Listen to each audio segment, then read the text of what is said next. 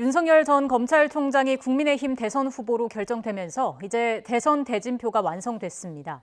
본선 레이스가 시작된 가운데 두 양강 후보의 지지율도 초접전 양상을 보이고 있습니다. 과연 민심은 누가 잡게 될까요?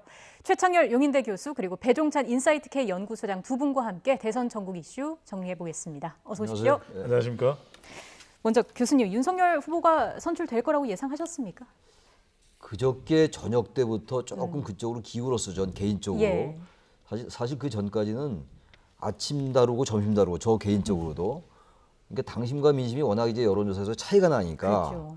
게다가 그 윤석열 후보가 전두환 관련 발언으로 상당히 어려움에 처했을 때 지지율이 예. 떨어진 상황에서도 국민의힘 의원들이 그쪽으로 몰렸단 말이에요.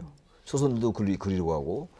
또 마지막에 김종인 전 비대위원장이 이 선거는 이재명 대 윤석열의 대결이다. 네. 이렇게 사실상의 지지선언 비슷하게 하고 이러면서 당심이 워낙 압도적으로 그리려고 하고, 그리고 마지막에 일반 여론조사에서 윤 후보하고 홍 후보하고 윤 후보가 조금 홍 후보를 좀 약간 쫓아가더라고요. 네. 약간 격차가 좁혀지더라고요. 예. 아이 추세를 볼 때 당원은 워낙 차이는 그대로 있고, 그래서 아마 윤 후보가 좀 이기지 않겠는가. 그저께 저녁 때부터 그 전까지 전혀 모르는 상황이었다고 저는 생각합니다. 예. 소장님께서는 어떻게 보셨어요? 이게 지금 최종적으로 6.35%포인트 네네. 차이가 났던 거잖아요. 이 결과 어떻게 보세요? 이 정도 차이면 우리가 여론조사하고 비교를 하더라도 정말 깻잎 한 장 차이, 홍준표 후보가 정말 선전했습니다. 예. 많은 또 응원과 지지를 받았던 것이 홍준표 후보인데 당원에서 너무 차이가 났던 거죠. 네. 그래도 우리 주말 코너를 통해서도 제가 출연하면 당윤, 민홍이다. 예. 그러니까 홍준표 후보가 윤석열 후보를 이길 수 있는 유일한 방법은 여론조사 국민의힘 지지층에서 앞서야 돼요. 국민의힘 지지층에서 앞서야 홍 후보 쪽으로 기울어질 수 있는, 홍 후보 쪽으로 바람을 더 탈 수 있는 그런 영역인데, 지난번 6월 달에 이 당 전당대회 때 이제 이준석 대표가 탄생할 때도 보면 예. 여론조사에서 국민의힘 지지층에서도 이준석 후보가 앞서갔어요. 그렇기 때문에 당신까지도 몰고 왔던 것이거든요. 이번에는 전체 결과는 대체적으로 홍준표 후보가 여론조사에서 앞서갔지만 국민의힘 지지층에서는 역부족이었던 거예요.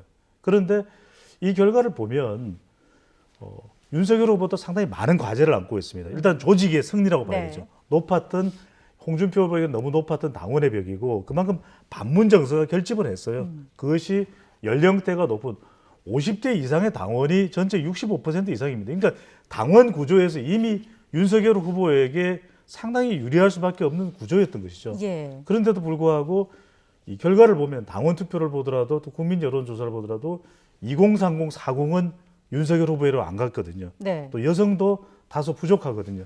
그러니까 여성, MZ세대 그리고 중도층의 지지를 앞으로 어떻게 받아야 될지, 민심에서 이른바 지고도 여론조사에서 지고도 이 국민의힘 최종 후보가 된 윤석열 후보에게는 이겼지만 상당히 많은 과제를 남긴 선거라고 봐야 되겠죠. 말씀해 주신 것처럼 민심이 이제 윤석열 후보에게 과제로 좀 남아있는 상황인데, 홍 의원이 언급했던 398, 20대에서 3%, 30대 9%, 40대 8% 지지율, 이걸 또 어떻게 극복할지도 관심 아니겠습니까? 그게 아마 큰 과제일 거예요. 예. 2030 세대가 워낙 이제 홍준표 후보 지지율이 높았어요. 그건 여러 그 여론조사의 통계 수치로 나타나는 거거든요. 일반적으로 볼 때 민심을 이기는 당심은 없다, 이렇게 생각했는데, 우리 배종찬 소장이 얘기 분석한 것처럼 국민의힘 지지자들이 계속 높았단 말이에요. 네. 국민의힘 지지자들이 당원은 아니라 하더라도 어쨌든 이번 선거는 물론 역선택이 좀 존재하더라도 예. 결국 이제 민심을 따라갈 것 같았는데 국민의힘 지지자에서 이기지 못한 거예요, 홍 후보가. 그러니까 이 본선은 다르거든요. 네. 본선은 다르기 때문에 2030 세대가 워낙 홍 후보한테 몰렸었고, 그렇다면 이 2030 후보들이 일단 기본적으로 국민의힘을 지지한다 하더라도 윤 후보에게 마음이 갈 수 있을 것인가의 문제가 남는다고 생각해요. 그러니까 안철수 후보가 출마를 했잖아요. 안철수 네. 대표가. 그럼 2030 세대가 의외로 안철수 대표에게 좀 갈 수 있다고 저는 생각합니다. 그러니까 윤 후보가 지금 2030에서 워낙 이제 홍 후보와의 그 지지가 갈렸었고, 여성들도 마찬가지고, 이 부분은 이재명 후보도 마찬가지긴 해요. 네. 더불어민주당 이재명 후보도 여성들의 큰 지지를 못 얻고 있단 말이죠. 그러니까 이런 부분들은 양쪽 그 정당의 후보들에게 공이 해당되는 상황이긴 한데, 저는 윤 후보에 관련돼서 얘기한다면 젊은 세대 그리고 중도층을 어떻게 포괄할 수 있을 것인가의 예. 문제거든요. 이른바 표의 확장성이라는 것. 그러니까 홍 후보와 우리가 윤 후보를 비교할 때 표의 확장성, 중도의 확장성은 홍 후보가 앞서고, 당원 투표는 당심은 윤 후보가 압도적이고, 이런 차이가 계속 있었던 거예요. 바로 그래서 당심과 민심이 괴리가 있었다라는 건데 어쨌든 간에 결과는 이렇게 윤 후보가 이겼는데 네. 본선에서 과연 그동안 있었던 여러 가지 그 실수나 발언, 그 여러 가지 그 구설수에 올랐던 발언들, 이 발언 자체가 문제가 아니라 그 인식이 계속 내장돼 있다면 윤 후보의 마음속에 4개월이면 긴 거거든요. 네. 지금 이제 이재명 후보 같은 경우는 5개월 전에 이제 결정이 된 거고, 윤 후보는 이제 4개월 전에 결정이 된 거예요.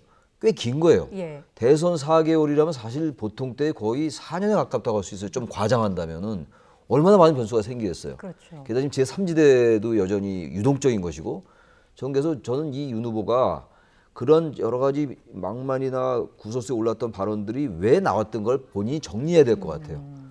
한국 역사를 해방 이후에 한국 사회 여러 가지 구조적인 모순이라든지 분단이나 냉전으로 인했던 그런 수구 기득권과의 이 갈등들, 이런 것들을 얼마나 잘 속으로 성찰해내고 소화해낼 수 있을 것인가. 그게 돼야지 어떠한 질문에도 발언이 실수가 안 나오는 거예요. 근데 그렇지 않고 그때 그냥 그 상황에 따라서 모면하려 한다면 언제든지 발언이 나올 수가 있다. 언제든지 그 발언들이 얼마나 많은 인터뷰가 있을 것이며 질문이 있을 것이며 토론회가 있겠어요. 그러니까 그런 것들을, 그건 이재명 후보도 마찬가지긴 한데 네. 저도 지금 윤 후보 얘기를 하는 거니까 국민의힘의 윤석열 후보가 그런 걸 차분히 성찰할 필요가 있다. 자기와의 대화를 해야 된다고 생각합니다. 기본적으로. 남아있는 그 시간을 어떻게 보내느냐에 따라서 민심이 좀 움직이게 될 것 같은데, 여론조사 전문가시니까 이 질문도 좀 드릴게요. 네. 윤석열 후보 측에서 여론조사는 민심이다라는 말에는 좀 어폐가 있다. 여론조사 표본이 전체 국민을 대표할 수 없다라는 이야기를 했어요. 이 부분은 좀 어떻게 그런 보셨습니까? 인식 자체를 가지면 안 되죠. 여론조사도 참고를 하는 내용이지 뭐 완벽할 수는 없습니다. 그럼에도 불구하고 더 과학적인 방법이 없는 이상은 여론조사를 통해서 국민의 여론을 파악하는 거잖아요. 그러니까 윤석열 후보나 윤석열 후보 캠프 측에서 그런 이야기가 나오는 것은 결국 봐라.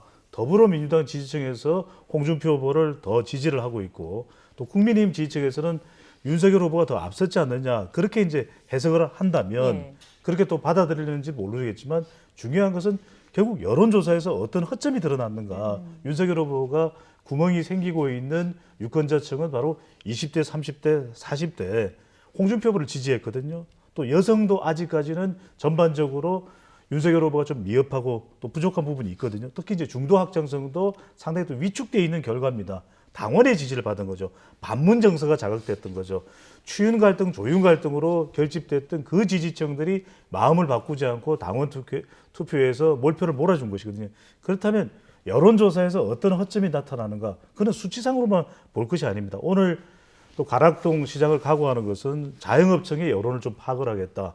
또 일단 대선 후보가 재래시장을 가게 되면 남성보다는 여성 측에서 호의적입니다. 장바구니 물가를 또 파악을 해보겠다는 건가?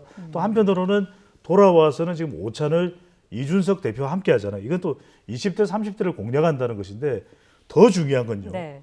보이는 면보다도 그 진심 정치, 얼마만큼이나 실질적으로 그런 정책을 내놓을 수가 있고, 깊은 검사로서의 모든 인생을 걸어왔던 대부분의 경력을 가지고 있는 윤석열 이 후보가 얼마만큼이나 자기가 부족한 MZ세대, 여성, 중도층의 마음을 이해한 정책을 내놓느냐, 여기에 또 여론조사를 통한 본인의 이 새롭게 여론을 재해석하는 노력이 필요하겠죠. 네, 여론조사 전문가로서도 말씀을 해주셨고요. 국민의힘 경선 후보 모두 경선 직후에 깨끗하게 승복을 발표를 했습니다. 특히 그 홍준표 의원의 페이스북에 남긴 글을 좀 보고 싶은데 함께 보면서 또 얘기를 나눠보면 좋겠습니다. SNS에 이런 글을 남겼어요. 눈길을 끌었던 지금 부분을 빨간색으로 표시를 해봤는데, 헌신했던 당에서 헌신짝처럼 내팽개쳐졌다. 민심과 거꾸로 간 당심이라는 표현이 있었습니다. 물론 이 당은 제가 정치 인생을 마감할 곳이다. 깨끗하게 승복한다라는 표현도 있었습니다만은, 어떻습니까? 원팀으로의 화학적 결합이 가능할 것이냐, 이런 얘기가 좀 나오더라고요. 저는 뭐 가능할 수 있다고 생각해요. 예. 이제 후보들이 승복을 했고, 그리고 일단 뭐 당심과 민심의 차이가 심해서 홍 후보로서는 참 인정하기 어려운 면이 있겠죠. 2007년도에 이명박 후보와 박근혜 후보의 경우는 이명박 후보가 이겼잖아요. 예. 그때는 민심에서 이긴 이명박 후보가 이겼거든요. 예. 당심은 그때 박근혜 후보가 이겼고, 근데 결국 표차는 크진 않았어요. 그랬어요. 이번엔 반대란 네. 말이에요. 그 정치라는 게 저는 항상 솔직히 개인적으로 당심도 민심을 따라갈 줄 알았는데 그렇지 않았단 말이에요. 물론 이유는 이제 국민의힘 지지자들에게 이제 표를 못 얻은 건데, 네. 홍 후보가 홍 후보로서는 정말 그 자기 정치 인생의 회의가 느껴질 것 같기도 해요. 당 대표 2번 했고, 지난번 2017년도 대선은 정말 그 자유한국당이 거의 폐허 상태에서 출마했던 거였거든요. 아무튼 본인의 말처럼 그럼에도 불구하고 24%를 얻었단 말이에요. 경남도지사도 했고 네. 말이죠. 그런데 윤석열 후보는 지금 검찰총장 그만두고 몇 달 안 됐어요. 한 번도 선거를 치러보지 않은 사람에게 진 거예요.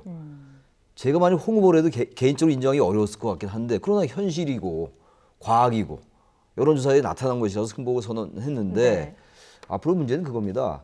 윤 후보라든지 이제 이준석 대표도 그렇고 오늘 아까 이준석 대표하고 만나는 게 잠깐 화면에 나오던데 마포미션에서 김종인 전 비대위원장이 앞으로 이제 뭐 국민의힘과 합류할 거다라는 그 전망이 지배적이잖아요. 예. 또 윤 후보에 대한 거의 사실상의 지지 선언도 했던 것이고, 근데 문제는 이제 홍 후보를 얼마나 잘 끼워안을 수 있을 것인가 김종인 전 비대위원장이 네. 만약에 이제 국민의힘과 합류한다면 그게 큰 과제일 것 같아요. 그러니까 보다 폭넓게 그리고 홍 후보를 거의 당신이 버린 거나 마찬가지였고 의원들도 거의 뭐 30몇 명이나 글로 가 있었고 이 홍 후보 캠프에는 의원이 2명밖에 없었잖아요. 홍 후보 포함 3명이었단 말이에요. 국회 현역 의원이. 그러니까 이런 거를 볼 때 홍 후보가 느끼는 여러 가지 서운한 감정 어쨌든 민심에서 이겼단 말이에요. 예. 그것도 크게 이겼 10% 차이나 이겼잖아요.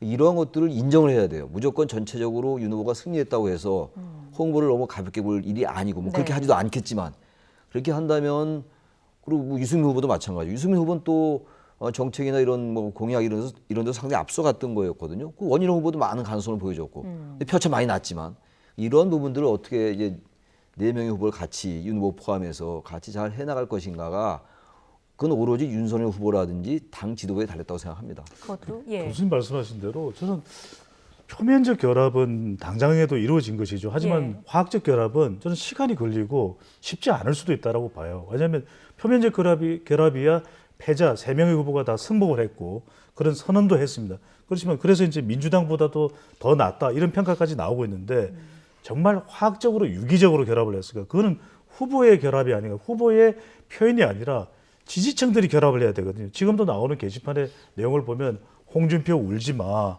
홍준표의 표정은 본인의 승복 선언과는 다르게 상당히 어두웠다라는 거예요. 그렇다면 지지층들이 결합하기 위해서는 윤석열 후보가 그만큼 파격적인 배려를 홍준표 후보에게 해야 될까 말까일 겁니다. 그게 뭐 예를 들어서 어떤 게 있을까요? 그러니까 MZ세대, 2030 세대도 홍준표 후보를 지지했었는데 예. 홍준표 후보가 보였던 그 파격적인 후련함 또 눈높이에서 젊은 세대들을 이해하려고 했던 그런 노력 그것을 윤석열 후보도 과연 지금 당장에 흡수할 수 있을지 또 더군다나 이제 중도층 같은 경우에는 홍준표 후보의 경우에는 좀 더 좀 폭넓게 유연하게 그렇게 사고하는 모습들이 중도층에서는 이전에 5년 전에 대선에 출마했었던 홍준표 후보는 상당히 비호감이었다면 지금은 이 비호감의 바다 속에서 더 본인은 또 뚜렷하고 시원한 모습을 보이는 홍준표 후보는 비호감 속의 호감일 수가 있거든요. 그렇다면 MZ세대나 이 중도층의 경우 이 학적 결합입니다.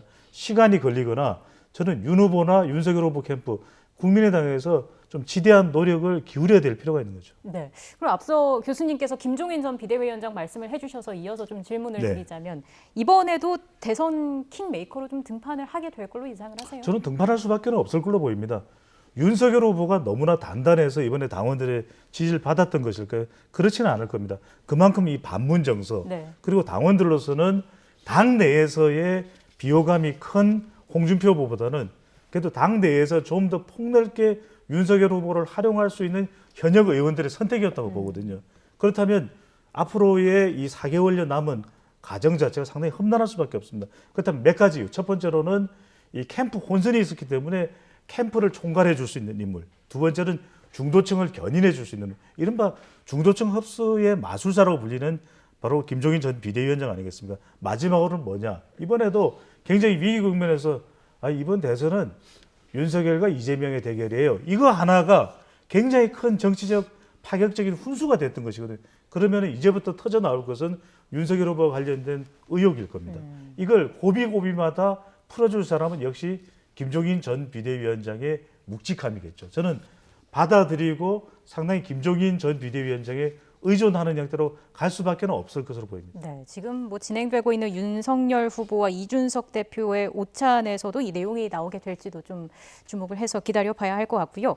윤석열 후보는 이번 대선은 상식과 비상식의 싸움이라면서 반드시 정권 교체를 해내겠다 이렇게 밝혔습니다. 수락 연설 듣고 다시 이야기 이어가겠습니다. 이번 대선은 상식의 윤석열과 비상식의 이재명과의 싸움입니다. 합리주의자와 포퓰리스트의 싸움입니다. 또다시 편가르기와 포퓰리즘으로 대표되는 사람을 후보로 내세워 원칙 없는 승리를 추구하고자 하는 이 무도함을 국민 여러분께서 단호하게 심판해 주십시오. 자, 상식의 윤석열과 비상식의 이재명과의 싸움입니다. 교수님 어떻게 보셨습니까? 그래서 지금 윤 후보가 내세우는 게 일단 상식, 공정 이거를 이제 화두로 내세우고 있는 거예요. 네. 그러니까 상식과 공정을 내세우고 있는 이유는 지금 대장동 의혹 사건이 수사가 진행 중인데 거기에 이재명 후보가 어떤 형태든 간에 연루돼 있다라는 것을 강조하는 것 같아요. 그리고 지난 그 검찰총장 하면서 추미애 전 장관과의 계속 갈등 구도. 그러니까 지금 국민의힘의 그 당원들은 지난 총선 이후에 작년 총선 이후 네. 180석을 이제 민주당이 압도적으로 이겼는데 그동안 윤 후보가 사실상 야당 역할을 해왔다고 생각했던 것 같아요. 예. 그러니까 반문 정서라든지 문재인 정부를 심판하는 그러한 어떤 상징성을 그 상징 자산을 윤 후보가 그대로 갖고 있는 거거든요. 그러니까 여러 가지 그 구설수나 이해가 안 가는 발언들에도 불구하고 윤 후보가 많이 이긴 게 바로 그런 거 아니겠어요? 당신이 예. 바로 그런 점에서 상식의 윤석열, 비상식의 이재명이라고 얘기를 하는 게 아니라는 생각이 드는데 뭐 또 민주당 입장에서부터는 다른 프레임을 또 걸겠죠.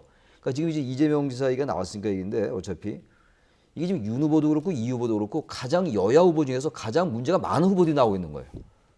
저기서 흠결 대 흠결의 대결이다. 네. 굳이 이제 프레임으로 말하면 이 프레임이라는 게 사실 이쪽에 그 뭡니까 야당 후보들 중에서는 홍 후보나 윤 후보나 아니 홍 후보, 원희룡, 유승민 후보도 흠결이 거의 없었잖아요. 홍 후보는 과거에 뭐 이른바 막말 논란이 있었지만 그건 지난 얘기들이고 적어도 이번 대선 국면 경선 국면에서는 홍 후보는 그런 흠결이 없어요. 근데 지금 또 윤 후보는 어쨌든 고발사주 의혹이 걸려져 있고 예. 장모와처의 어떤 재판 이런 것들이 있단 말이죠. 게다가 지금 이제 그 윤 후보의 부인인 그 김건희 씨 같은 경우는 뭐 소환을 앞두고 있단 말도 나오고 있고 또 이재명 후보는 어쨌든 계속 지금 그 대장동 사건에 대한 그 의혹 변수가 계속 또 나오고 있어요. 예. 그래서 저는 이번 대선이 상식의 윤석열과 비상식의 이재명이라고 얘기는 했습니다만 제3지대나 또 중간 유권자들 관전자 입장에서 볼 때는 이번 대선이 어느 때 대선보다 유동성이 대단히 높은 대선이 될 거라는 생각이 들어요. 네. 제가 아까 잠깐 언급했습니다만 4개월은 결코 짧은 기간이 아니에요. 굉장히 긴 기간이기 때문에 지금 이제 당장 어제 오늘은 대선 구도가 단순해졌어요. 이제 이재명 대 윤석열, 윤석열 대 이재명. 게다가 제3지대 후보는 있다 하더라도 아직은 뭐 지지율이 미미하니까 대선 구도가 단순해져 보이지만 조금 더 심층적으로 바라본다면 이 대선 구도가 굉장히 유동성이 높아질 수가 있다. 양쪽 다 그렇다는 생각이 들어요. 네. 그 이유는 양쪽의 후보들에게 제기된 여러 가지 법률적인 의혹들 이 부분들이 상당히 이 대선 국면을 유동성을 크게 만들 수 있다는 생각이 든다는 거예요. 그래서 본의 아니게 이 검찰이 이 대선에 아무리 정치 사법화를 우리가 우려하고 사법의 정치를 경계한다 하더라도 검찰이 이번 대선에 어떤 형태로든 영향 끼칠 수밖에 없는 이 구도 이 구도가 바로 이 대선의 유동성을 증가시킬 거다.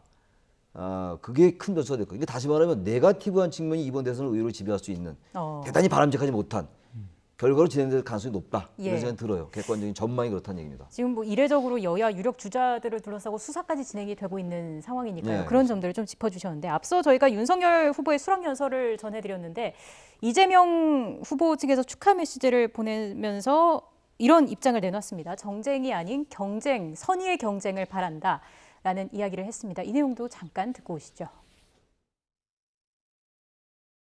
우리가 정쟁이 아니라 어떻게 하면 우리 국민들의 삶을 더 낫게 만들고 우리 국가를 더 희망적으로 만들지 선의의 경쟁, 잘하기 경쟁을 했으면 좋겠습니다.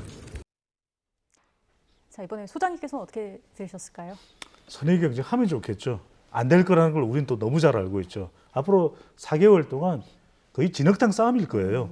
서로 의혹이 많다, 서로 대통령 자격이 아니다. 그러니까 결국 이건 네거티브 전쟁, 프레임 전쟁이 될 수밖에 없거든요. 예. 그러니까 홍준표 후보가 아니라 윤석열 후보가 최종 후보가 되었으니까 반기는 목소리도 더불어민주당의 몇몇 의원들에서 나와요. 절대 그렇지가 않습니다. 그러니까 홍준표 후보가 토론도 잘하고 토론의 달인이고 그리고 홍사이다, 홍콜라 효과로 2030 세대까지 기존에 2030 그러면 불과 5년 전, 10년 전만 하더라도 정말 묻지마, 안 봐도 비디오 민주당 지지였는데 더 이상 아니거든요. 그렇다면 그런 홍준표가 올라오면 크게 힘들겠다 생각했는데 그게 아닙니다. 지금 윤석열 후보는 누구보다도 반문 정서를 더 많이 결집하고 자극하는 후보이고 그만큼 지금 정권 교체 여론도 높은 상황이고 또 한편으로는 충청 대망론 불씨를 지피고 있거든요. 그리고 경기지사직을 역임했던 이재명 후보의 기반이 지역적으로 경기도라면 윤석열 후보는 서울 출신이에요. 자기는. 그렇기 때문에 아버지의 고향인 충청도와 더불어 서울까지 견인하고 있는 윤석열 후보 만만치 않습니다. 예. 그러니까 윤석열 후보가 손쉬울 것이다. 천만의 말씀, 만만의 콩떡이죠. 그러니까 이 대선은 어떻게 진행이 되느냐. 철저하게 네거티브로 프레임 전쟁이 진행되는데 저는 아까 교수님께서 말씀하셨던 이때 제3지대 후보들이 중요합니다. 안철수 후보 또 심상정 후보의 역할과 비율, 지지 비율 네. 이 부분도 상당히 중요할 수밖에 없기 때문에 결과적으로 그렇습니다. 결국 중간 지대의 아주 좁은 폭이지만 서 있는 어느 쪽으로 갈지 아직도 마음을 결정하지 못하고 있는 한 10% 내외의 M여중, MZ세대 여성 중도층 아직 마음을 결정하지 못한 네. 약 10여 %의 이들이 투표는 반드시 하는 쪽입니다. 어디로 갈지에 따라서 대선 운명이 결정되는 거죠. 상황을 좀 계속해서 지켜볼 필요가 있어 보이고요. 어제 이제 국민의힘 대선 후보가 선출된 그날 이재명 민주당 대선 후보는 대구를 찾았습니다. 특히 MZ 세대를 공략을 했는데 역시나 정치적 좀 전략이 깔려 있다 이렇게 봐야겠습니까? 결국 뭐 중간지대 중도층의 지지가 지금 뭐 계속 얘기하고 있는 겁니다만 굉장히 중요하지 않겠어요? 네. 게다가 젊은 유권자들이 과거엔 진보였기 때문에 민주당 지지자였는데 이번에 그렇지 않은 아주 뚜렷한 경향이 나타나고 있는 거거든요. 그런 부분들을 이제 양쪽 후보가 의식 안 할 수가 없어요. 윤석열 후보는 윤석열 후보대로 홍준표 후보보다 젊은 층의 지지를 얻는데 실패했고 네. 경선 과정에서 현재 지금 이재명 후보도 마찬가지거든요. 2030 세대가 과거처럼 이렇게 진보 보수의 문제라기보다는 어느 것이 자신들에게 어떤 삶의 문제에 있어서 유리한가를 따진 실용주의로 바뀌고 있다는 거예요. 과거처럼 진보와 보수의 아주 고정관념에 의한 그런 이념 성향의 구분이 별로 의미가 없어지는 거죠. 예. 그 진보는 이제 민주당이고 보수는 뭐 이제 국민의힘 이게 아닌 거예요. 이 공식이 깨지고 있는 거거든요. 지금 바로 그런 점에서 지금 이재명 후보도 대구를 찾아서 보수의 심장인 대구인데 그 대구 포기할 수 없죠. 그건 국민의힘도 마찬가지예요. 예. 호남 포기할 수 없는 거거든요. 그러니까 적어도 이번 선거는 네거티브 선거가 될 가능성이 대단히 높고 그리고 아까 잠깐 이제 나왔던 얘기입니다만 이재명 후보 측에서 윤석열 후보를 더 껄끄럽게 생각했을 가능성이 높아요. 훨씬 더 부담스러운 후보였을 것 같아요. 중도 확장성은 홍 후보가 높기 때문에 홍 후보가 더 어려운 후보가 느낄 수 있지만 워낙 양쪽이 다 그 흠결이 있기 때문에 법률적인 네. 그러니까 이게 적대적으로 공생할 수 있는 구도가 된 거예요. 그러니까 민주당 후보로서는 어떤 면에서 볼 때는 홍 후보보다는 윤 후보가 더 껄끄러운 윤 후보가 더 부담스러운 이런 구도가 되는 거거든요. 예. 여기서 이걸 해소할 수 있는 길은 양쪽 후보 모두에게 중도층이 어디에 마음을 주느냐의 문제거든요. 지금 이제 안철수, 심상정, 김동연 후보까지 나온단 말이에요. 이제 그러니까 이런 부분들이 제3지대가 오히려 이번 대선 구도에서 영향력을 행사할 수 있는 오히려 더 큰 변수가 될 수가 있다는 생각을 해요. 예. 근데 어떤 분석에 의하면 오히려 제3지대가 더 영향력이 약해질 거다라고 볼 수 있는데 전 그렇게 보지 않아요. 워낙 이쪽에 양쪽 거대 정당들의 적대적 공생관계가 더 커지기 때문에 네. 제3지대의 영향력은 더 클 수 있다고 생각합니다. 제3지대 관련해서 저희가 잠시 뒤에 여론조사 결과 보면서 좀 더 자세하게 얘기를 나누어 보도록 하고요. 네. 지금 뭐 정책적으로도 사실 두 후보 간의 입장이 좀 갈리는 측면이 있는 것 같아요. 재난지원금 두고도 두 후보가 상당히 다른 모습 보이고 있지 않습니까? 이 부분 네. 어떻게 보세요? 근데 이제 재난지원금은 후보 간의 생각이 다른 것도 이슈 파이팅이 되겠지만 이재명 후보의 경우에는 정부 안 하고도 또 다른 목소리를 내고 있거든요. 약간은 다른 목소리를 내겠다. 이게 왜 중요하냐면 지금 정권 교체 여론이 높은 상황에서 문재인 정부 그대로 가겠다고 이야기해서는 지지율을 더 올릴 수 있는 공간이나 효과가 없어요. 예. 그러면 이럴 때 재난지원금을 이야기하는 이유가 뭐냐? 그래도 2030 세대 또 학생, 가정주부층에 대해서는 전 국민에게 지급하겠다고 하니까 약간 솔깃해집니다. 네. 그럼 이건 정책적인 효과도 있지만 지금 대장동 이슈에 대해서 계속 발목 잡힐 수밖에 없는 상황이라면 재난지원금이 전국민 재난지원금이 논란이 되더라도 이런 이슈를 제시하는 것이 제기하는 것이 국면 전환에도 더 효과적일 수가 있는 것이고요. 또 하나 중요한 것은 이렇게 약간은 문재인 정부와 조금 다른 목소리를 내는 것이 문재인 대통령과 문재인 정부가 대립각을 세우겠다는 거 아니에요. 네. 플러스 알파. 그러니까 심지어는 이재명 후보가 정권을 잡는 것도 좀 정권 교체 성격이 있다. 이렇게 바라보는 인식도 있는 것이죠. 알겠습니다. 자, 윤석열 후보 보면은 경선 기간에도 유난히 전통시장을 자주 방문해서 이른바 먹방을 선보였는데 관련된 영상을 모아봤습니다. 함께 보고 돌아오겠습니다. 윤석열!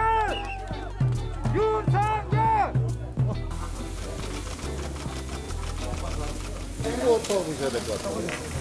이 정도면 먹어도 될 것 같아요. 밥부터 지금 뜨거워요.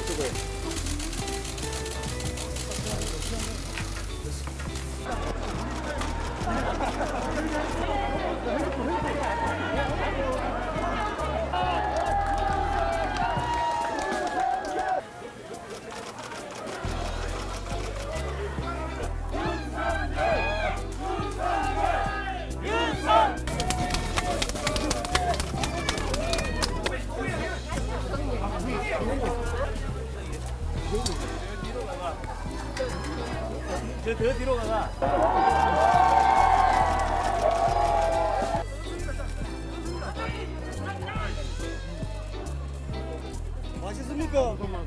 맛있대요. 자, 윤석열 후보 첫 행보가 가락시장이었습니다. 어떤 좀 의미가 있다고 보십니까? 뭐윤 후보뿐만이 아니라 정치인들이 항상 전통시장을 많이 찾아요. 네. 왜냐하면 시장이라는 데가 가장 서민들의 그 삶이 교차하는 곳이거든요. 그러니까 서민의 애환, 서민의 삶, 또 서민과 호흡을 같이 한다 이런 어떤 정치적 상징성이 있는 거죠. 예. 그리고 먹는 모습을 많이 보이는데 먹는 게 서민적인 음식들이잖아요. 뭐 서민 음식이 따로 있는 건 아닙니다만 저도 서민인데 아무튼 그런 모습을 보이면서 자꾸만 이 유권자들과 대중들과 호흡하려는 아마 그런 게 아닌가 생각합니다. 네, 정치적 의미를 좀 짚어주셨습니다. 이어서 여론조사 얘기를 해보겠습니다.